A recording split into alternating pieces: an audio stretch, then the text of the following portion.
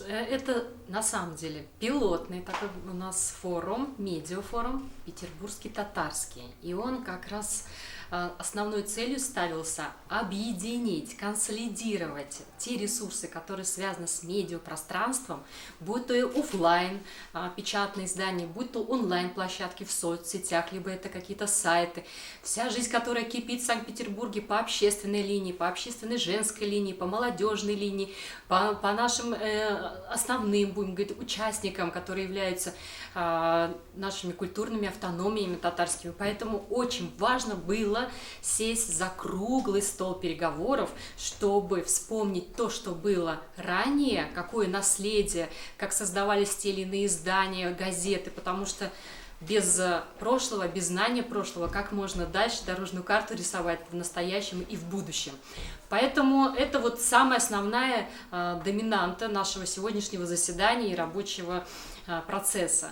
Поэтому мы большой блок уделили вниманию историческому экскурсу, что же было, какие были издания, послушали, посмотрели друг на друга, смогли понять, что надо дальше продолжать этот марафон, эту преемственность, и, конечно же, пусть хотя бы 2 раза в год, но газета будет выходить, которая будет, может быть, не как газета уже, а как альманах, но суммировать все, что происходило на протяжении того периода, который будет ознаменован там раз в полгода. Это первая повестка. Вторая, это, конечно же, та площадка, которая создалась буквально вот недавно, в середине мая, и ее основная задача стать объединяющей. Вот она, синтез, консолидация, потому что есть отдельные инициативы в соцсетях, в чатах и так далее.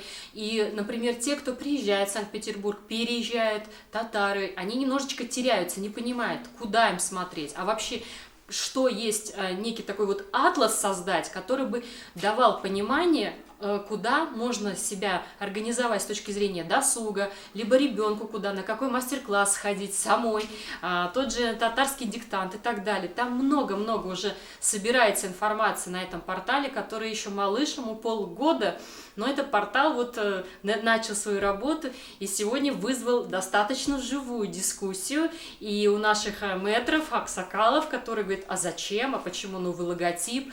Здесь вопрос не нового логотипа, не дополнительный, как они говорят, зачем плодить, а именно сделать такой вот атлас, каталог, куда будут собраны все-все-все ссылки, которые связаны с татарами в Санкт-Петербурге, Ленинградской области, а потом уже и Северо-Западный федеральный округ, и далее. То есть в этом плане мы себя не ограничим. Но сердце — это Санкт-Петербург, Ленинградская область.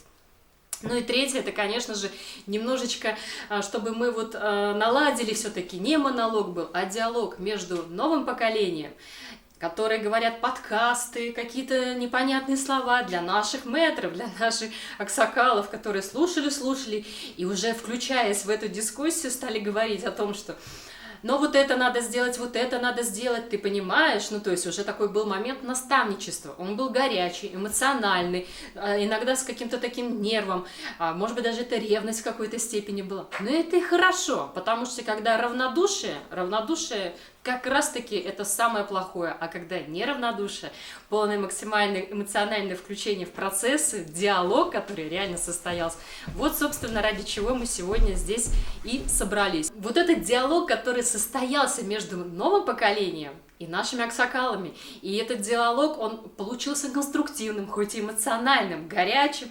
Мы ели чпочмаки, пили чай, у нас были сладости, чак-чак. Ну вот оно, первая инициатива, пилотная. Она не прошла как медиафорум, когда там можно было сделать телемост с Казанью, с другими регионами нашего Северо-Западного федерального округа. Но вот в собственном таком семейном кругу мы уже пришли, консолидировали определенные тезисы для будущей работы. Я считаю, что это успешно, и все пришли, увидели друг друга, узнали про портал, и это хорошее начало для дальнейших уже дел, шагов и стать традицией.